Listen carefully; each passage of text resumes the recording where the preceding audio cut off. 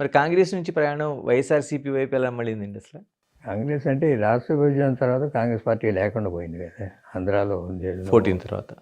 హ్మ్. పార్టీ అనేది లేదు. అక్కడ ఆంధ్రాలో ఎప్పుడైతే రాష్ట్ర విభజన చేశారో పార్టీ అనేది ఆల్మోస్ట్ 90% షిఫ్టెడ్ టు వైఎస్ఆర్సీపీ. నాయకులే కాదు, ఓటర్స్, కాంగ్రెస్ ఓటర్స్ మొత్తం అటు షిఫ్ట్ అయింది. హ్మ్. ఇప్పటికీ అక్కడే ఉంది కాంగ్రెస్ ఓట్ బ్యాంక్ అనేది. షిఫ్ట్ అవ్వలేదు. మీరు 2014 అదంతా 19 వరకు మీరు వైసీపీతోనే జగన్మోహన్ రెడ్డి కూడా ప్రయాణం చేశారు. అవును.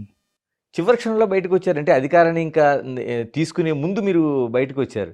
చిన్న డిఫరెన్సెస్, స్మాల్ డిఫరెన్సెస్ తోటి ఈ మామూలుగా చంద్రబాబు నాయుడు గారితో పయనించాలని ఇటు షిఫ్ట్ అయ్యాను. రెండు ఉన్నాయి, బంధుత్వం ఒకటి ఉంది చంద్రబాబు నాయుడు గారితో. అతనితో డిఫరెన్సెస్ వచ్చాయి.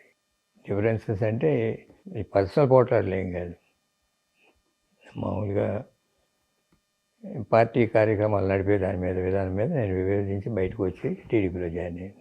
ఆల్మోస్ట్ మీరు పాదయాత్ర అంతా ప్యాటర్న్ అంతా మీరు వెనకున్నారు చాలా వరకు. పాదయాత్ర, పార్టీ నిర్మాణం అన్నిట్లోనూ ఉన్నాను. ఇదే 1 year ముందు, 1 year కాదు, 7-8 months ముందు డిఫరెన్స్ వచ్చినాయి. I came out. సరే, ఇప్పుడు ఉండే జగన్మోహన్ రెడ్డి గారు ఉండే నివాసం, అంటే అంతకుముందు ముఖ్యమంత్రిగా ఉండే నివాసం కావచ్చు, లేకపోతే అదంతా మీరు నిర్మాణం చేశారు. అంతకుముందు కన్స్ట్రక్షన్ మీరు అంతకుముందే మొదలు పెట్టారంటారు. ఏం చేసింది మా అబ్బాయి వినాయంటే, మా అబ్బాయి ఓకే. కంపెనీలో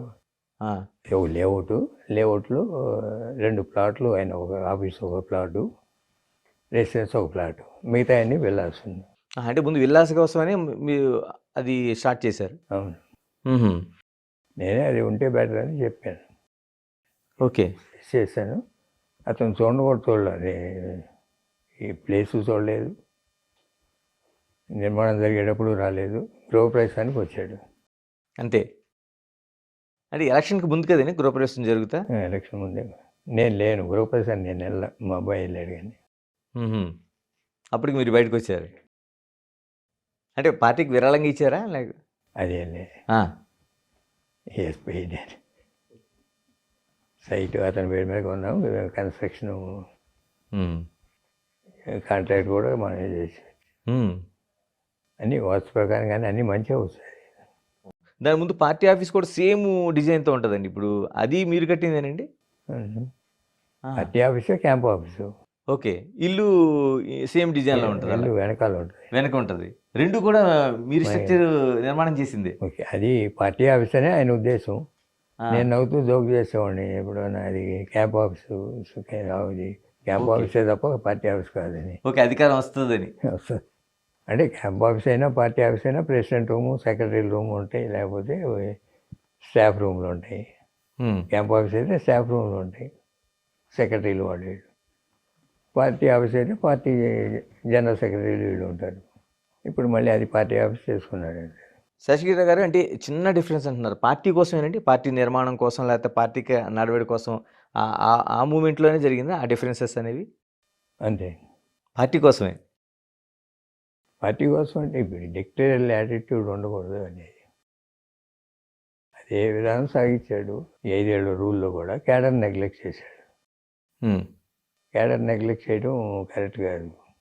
ఎప్పుడైనా రాజకీయ పార్టీ, ఏ పార్టీ అయినా క్యాడర్ వర్క్ చేయకపోతే పార్టీ నిలవదు. కులాలు, even Reddy cadre not happy. రెడ్డిలోనే వ్యతిరేకత ఉంది.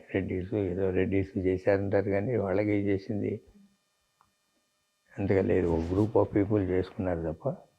మీరు జగన్మోహన్ రెడ్డి గారిని దాదాపుగా అంటే 14 నుంచి 19 వరకు, అంటే ఆయన మళ్ళీ ముఖ్యమంత్రిగా ప్రమాణ స్వీకారం చేసే ముందు మీరు ఉన్నారు.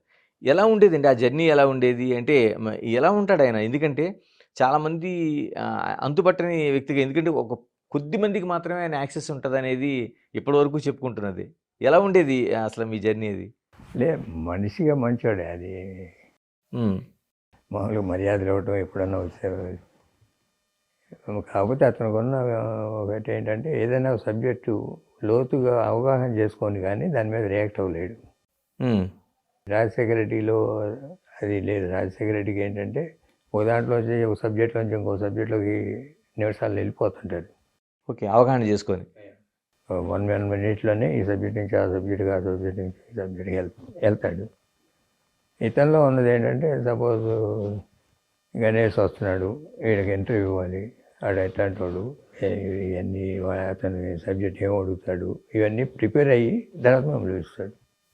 అయితే కలవడు. కలిసిన తర్వాత అన్ని సబ్జెక్ట్స్ క్షుణ్ణంగా మాట్లాడతాడు. ఆ సబ్జెక్టులు డెప్త్కి వెళ్తే తప్ప కలవడు. సార్, రాజకీయాల్లో డిక్టేటర్షిప్ కోసం మనం మాట్లాడుకున్నారు. అంతకుముందు నిర్మమాటంగానే ఎన్టీఆర్ ఏదైతే చేశారో ఆ రోజుల్లో ఎంతమంది దూరం అయ్యారు, సేమ్ అదే జగన్మోహన్ రెడ్డి దగ్గర కూడా ఉంది. రాజకీయాల్లో డిక్టేటర్షిప్ దూరం చేస్తుందని ఇది ఒక నిదర్శనంగా చూడొచ్చండి మనం. చూడొచ్చు, మళ్ళీ మారుతారు, వాళ్ళకే తెలుస్తాయి. ఇప్పుడు అదే ఎన్టీ రామారావు డిక్టేటర్షిప్తో పోయిన తర్వాత మళ్ళీ 94 వచ్చేటప్పటికి విత్ థంపింగ్ మెజారిటీ కాంగ్రెస్ మీద ఉన్న వ్యతిరేకత మొత్తం రామారావు ఓన్ చేసుకున్నాడు కదా. సేమ్ ఇదే కూటమిలాగా వచ్చారు అప్పుడు కూడా. అంతే, అంటే 290 అంత కాంగ్రెస్ పార్టీకి ప్రతిపక్ష హోదా కూడా లేకుండా పోయింది.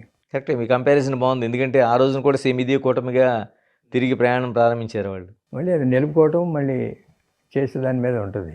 ఇప్పుడు మొన్న వచ్చింది చంద్రబాబు నాయుడు గారు, ఆయన సింగిల్గా చేసినా కూడా ఇట్నే ల్యాండ్ స్లైడ్ విక్టరీ. ఓకే, వీళ్ళంతా జాయిన్ అవ్వటం మూలాన మెజార్టీలు పెరుగుతాయి. జగన్, యాంటీ జగన్ రెండే ఓట్లు అంతే. దాంట్లో యాంటీ జగన్ ఓటు అంతా చంద్రబాబు నాయుడు గారి మీద కాన్సన్ట్రేట్ అవుద్ది. ఎందుకంటే రాష్ట్రానికి బాగు చేస్తాడు, డెవలప్మెంట్ యాటిట్యూడ్, లేకపోతే ఇప్పుడు పోలవరం, లేకపోతే అమరావతి, ఏదో వైజాగ్లో ఇండస్ట్రియల్ డెవలప్మెంటు, ఇట్లా ఆయన టార్గెట్స్ వేసుకున్నాడు. ఇదివరకు కొంత చేశారు, ఇదివరకు 5 years అవి కంటిన్యూ అయ్యి ఇంకొంచెం బెటర్గా చేస్తారనేది ఫీలింగ్ వస్తుంది. ఇప్పుడు రాబోయే 5 ఏళ్లలో పోలవరం ప్రాజెక్ట్ ఉంది, అది సెంట్రల్ గవర్నమెంట్ క్యాబినెట్లో R&R ప్యాకేజ్ అప్రూవల్ తెచ్చుకోవాలి. ఫార్చునేట్గా చంద్రబాబు నాయుడు గారికి అడ్వాంటేజ్ ఏంటంటే అక్కడ మోడీ గారి ప్రభావం తగ్గింది, 240కి వచ్చారు కాబట్టి భూమి మీద ఉంటారు. అది 300 దాటి వస్తే ఈయన చేయగలిగేదే ఉండదు. ఇప్పుడు అక్కడి నుంచి ఫండ్స్ తెచ్చుకోగలరు, ఒక్కొక్కటి జరుగుతాయి. క్యాపిటల్ నిర్మాణం జరుగుతుంది, అమరావతి నిర్మాణం జరుగుద్ది, పోలవరం అవుద్ది, రైల్వే జోన్ వస్తుంది. ఇప్పుడు ఈ సంక్షేమ కార్యక్రమాలన్నీ మీట్ అవ్వాలంటే ఏదో కొంత సెంట్రల్ అసిస్టెన్స్, FRBM లిమిట్స్ పెంచి అప్పు తెచ్చుకోవడానికి ఎవరైనా అప్పు తేవాల్సింది.